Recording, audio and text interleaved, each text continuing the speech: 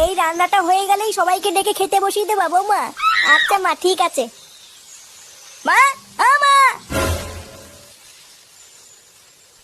এই বাঞ্চতটা এখানে কেন এসছে? তুই কার কথা বলছিস? এই যে মাসিমা, আমার কথা বলছি গো। আপনার ছেলেটা না খুব দুষ্টু, একটু ইয়ার কিউ বোঝে না বাবা গো বাবা। হ্যাঁ গো, তুমি আমার ভাইকে গালাগালি দিলে।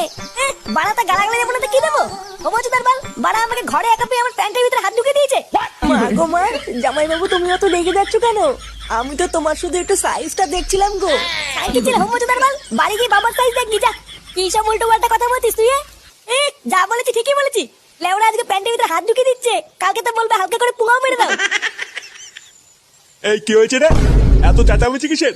দেখুন না মেশামশাই, মা গো মা, আপনার ছেলে একটু ইয়ার কিউ বোঝে না। ওটাই আর কি ছিল বাঞ্চুদ? দেখেছেন তো কিভাবে বলছে। দেখো মা, আমি কিন্তু বলে দিচ্ছি, এই চুদির ভাই যদি বাড়িতে থাকে আমি কিন্তু বাড়ি থাকবো না, বলে দিলাম। চোরে বাচ্চা, তুই ঘর থেকে বেরিয়ে যা।